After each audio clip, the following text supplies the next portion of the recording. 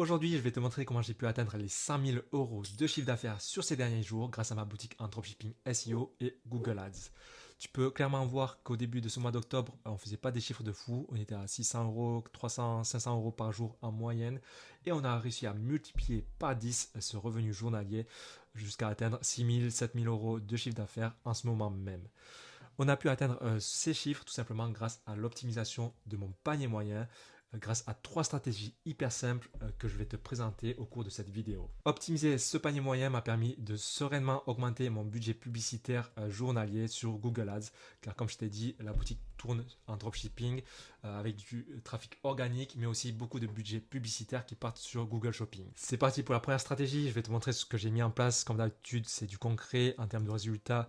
On va clairement le voir. C'est une stratégie marketing que j'ai mis en place dès le jour d'Halloween. On va le voir ici en termes de panier moyen. On tourne à peu près à 40 euros par jour avant la mise en place de cette stratégie, avec des jours à 33 euros de panier moyen, 40, 41, etc. Et quand j'ai mis en place cette stratégie, après Halloween jusqu'à aujourd'hui, hop, on est monté ici à 46 euros de panier moyen, avec des jours à 58 euros de panier moyen, 48, 46, 48. Voilà, c'est hyper régulier maintenant. Et cette première stratégie, qu'est-ce que j'ai mis en place? C'est ce qu'on appelle des paliers de réduction, tout simplement, avec deux produits achetés, 10% de réduction, trois produits achetés, 15%, etc., jusqu'à 20% de réduction pour le quatrième produit ajouté dans votre panier. Et ça, c'était hyper puissant. Ça m'a permis de scaler facilement ensuite tout ce qui est budget publicitaire, puisque en Google Ads, ce que vous allez voir, c'est que j'ai pu augmenter le budget journalier. Nous voici sur mon compte Google Ads. Ici, on va voir qu'il y a la campagne shopping qui fait le maximum de dépenses et qui me rapporte le plus d'argent avec un ROAS de 3,6 en moyenne. On a aussi une campagne Performance Max qui regroupe d'autres produits et qui a 2,6 de ROAS. Une campagne search, que ce soit branding, branding concurrence, etc. On a une autre campagne de shopping test qui est un peu moins rentable. Et on a une DSA qui tourne et qui est hyper rentable. Voilà. En termes de dépenses publicitaires, j'ai augmenté fort d'un coup après la mise en place de la campagne marketing quand j'ai vu que ça fonctionnait.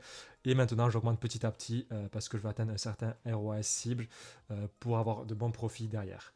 Bien sûr, si vous avez ce genre d'erreur, il ne faut pas hésiter à augmenter normalement le budget publicitaire aussi. Surtout si vous avez votre ROAS cible qui a atteint, c'est que vous avez la possibilité derrière de chercher de plus gros revenus. Si vous avez aussi la trésorerie derrière qui vous permet d'assumer un bon fonds de roulement parce que le payout de Shopify parfois peut être un peu long et problématique. Mais bon, voilà, là vous voyez les dépenses, ça tourne, ça monte, ça va être très bien pour ce Black Friday si j'arrive à maintenir ce taux de conversion et ce panier moyen.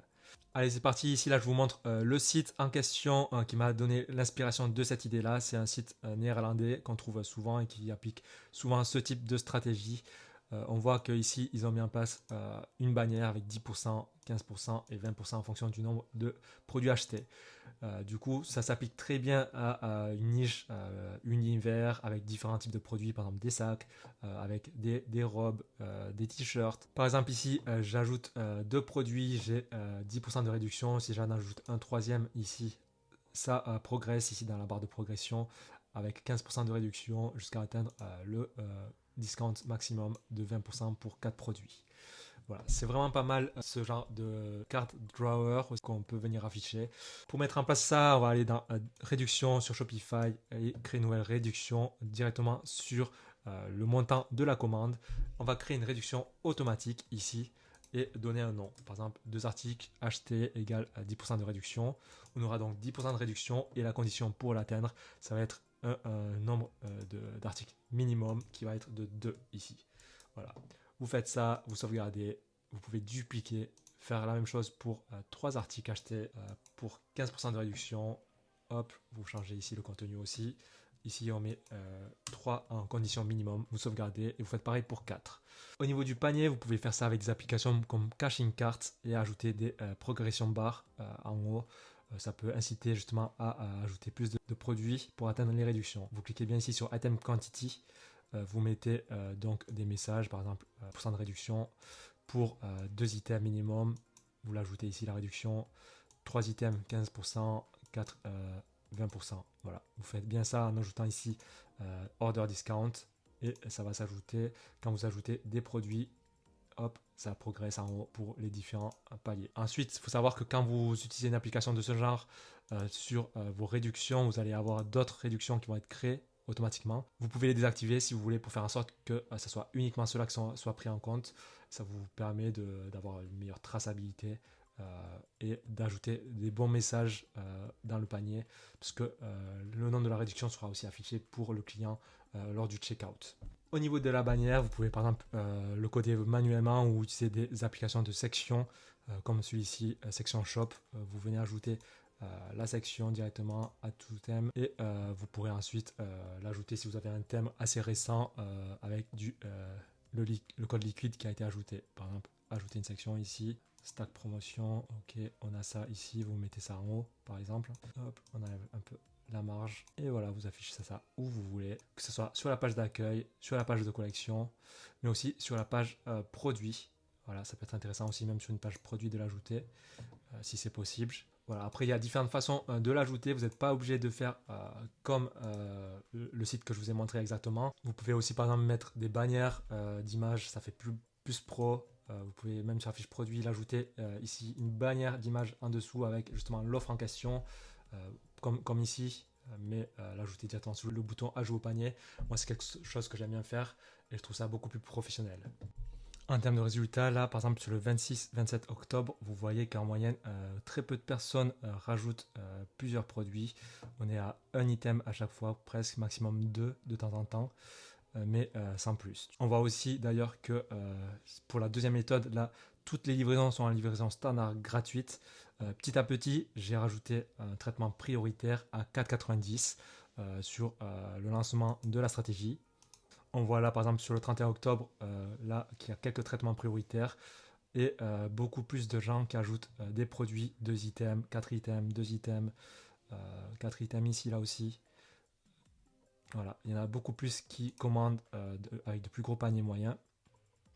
Même 5 items, 4 items, 3 items, 3 items par-ci par-là. Traitement prioritaire, ça c'est la deuxième stratégie que je vais vous expliquer. Il ne s'agit pas juste de rajouter une méthode de livraison payante, mais il y a une autre application derrière à rajouter. Vous allez voir, au début, il n'y avait pas tant de traitement prioritaire non plus. On va dire une fois sur 5. Et j'ai réussi à passer ce nombre-là à une fois sur 3. Par exemple, si on regarde encore les jours d'avant, je n'avais rien mis en place encore. Livraison standard. Vous pouvez voir maintenant que sur les commandes récentes, le traitement prioritaire est pris quasiment une fois sur 3. Voilà, plusieurs fois d'affilée, il est sélectionné, tout simplement parce que sur la page de paiement, il est présélectionné. De base, on autorise la livraison standard gratuite, mais il va falloir le sélectionner. Et sinon, les gens vont payer 3,90 € de plus pour avoir ce traitement prioritaire.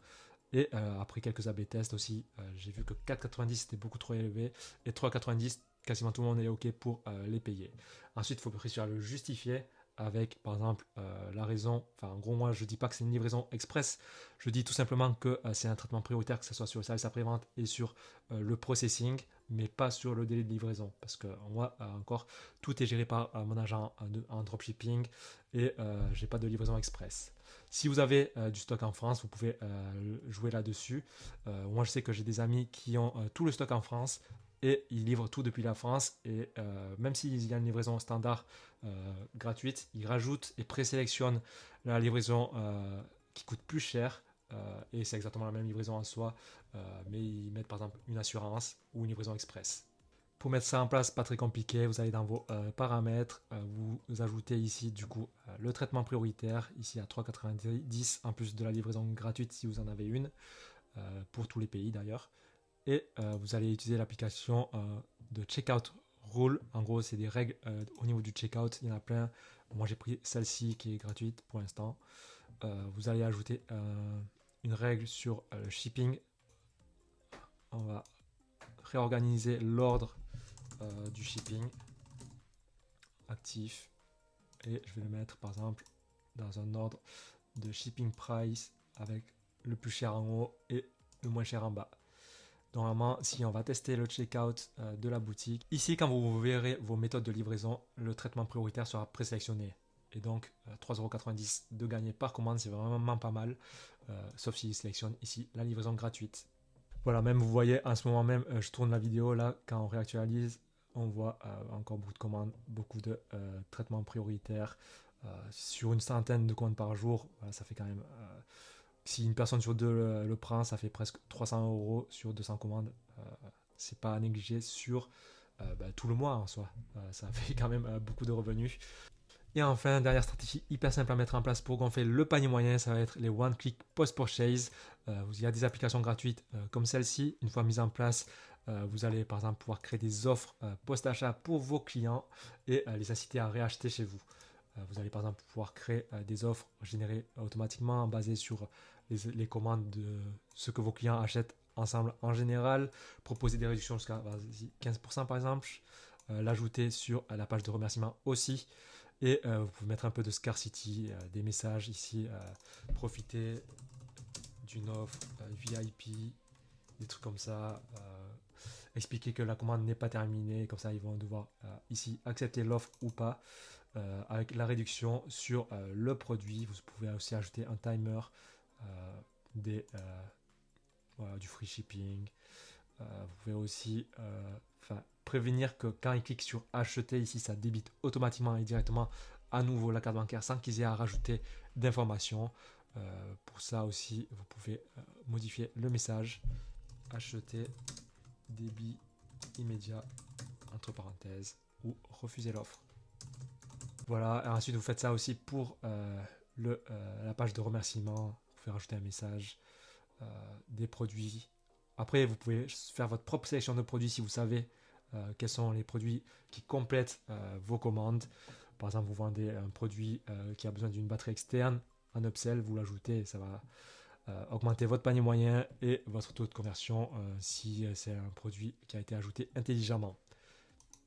Voilà, c'est tout pour cette vidéo. Je vous ai partagé 3 stratégies que j'ai vraiment mis en place ces derniers jours et qui ont apporté de bons résultats. J'espère que ça va tenir jusqu'au Black Friday et même encore après pour Noël.